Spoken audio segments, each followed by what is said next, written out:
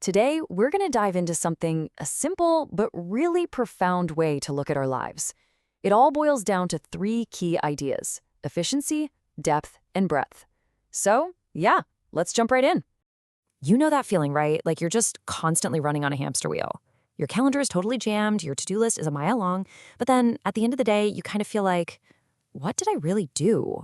There's this little voice that says all this busyness isn't adding up to anything truly fulfilling. And hey, it's a super common problem. Our whole culture seems to celebrate being busy, you know? It's like a badge of honor. We're always being told to be more productive, more efficient, to squeeze every single second out of the day. But all that constant running around, it can leave you feeling, well, pretty empty. And that really gets to the heart of it, doesn't it? We're moving faster than ever before. We've gotten so good at the how, but maybe we've completely lost sight of the where. This whole mismatch between speed and direction, that's exactly what we're going to break down today. So the big question is, how do we get off this hamster wheel? Well, we're going to look at a new way of thinking about our lives. It's a simple but honestly really powerful framework that helps you diagnose all this busyness and figure out where your energy is actually going, and maybe, just maybe, where you want it to go. Okay, so it all starts with a concept we're super familiar with: efficiency. But that's just the first piece of the puzzle. It gets balanced by a second, equally important idea: depth. And finally, to tie it all together, we've got the third dimension: breadth. Efficiency, depth, and breadth. Those are the three pillars we're working with here. Now, this isn't something we just made up. This really elegant framework comes from the writer Xu Feng. It's right there in the title of his work. It's such a powerful way to think about a problem that feels incredibly modern, right?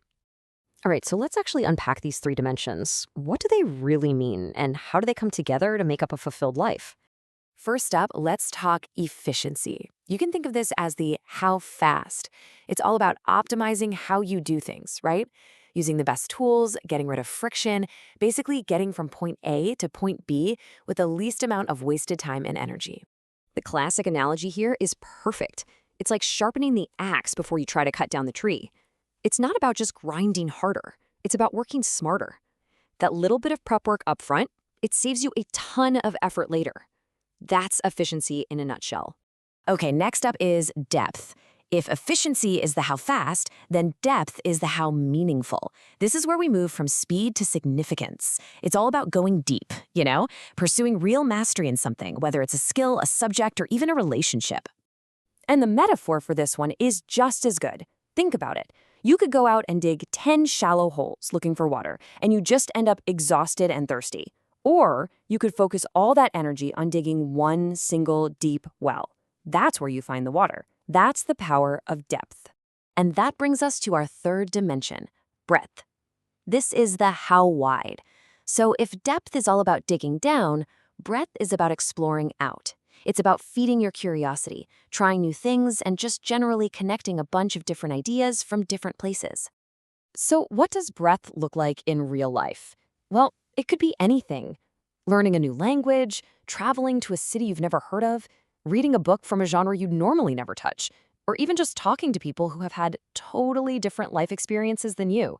It's all about getting those new inputs. Okay, so this is where it all comes together and gets really interesting. Because none of these things, efficiency, depth, breadth, they don't exist on their own. The real magic, but also the real challenge, is in how they all work together, or sometimes how they work against each other. Just look at the extremes, right? Imagine someone who has pure depth. They're a world-class expert in one tiny thing, but they know almost nothing about anything else. On the other hand, you have the person with pure breadth, a classic jack of all trades, but a master of none. They know a little about a lot, but they don't have a deep impact anywhere. Neither one feels quite right, does it? And you can see how focusing on just one can lead to trouble. If you're all about efficiency and nothing else, you're on a fast track to burnout and feeling like your work is meaningless. What about depth only? Well, that can lead to being totally isolated, stuck in your own little world with some serious tunnel vision.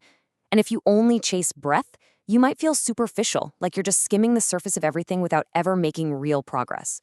It's pretty clear that you really need a balance. I think for a lot of us, if we're being honest, our lives look a little like that imbalanced chart. That big efficiency slice just takes over everything else, doesn't it?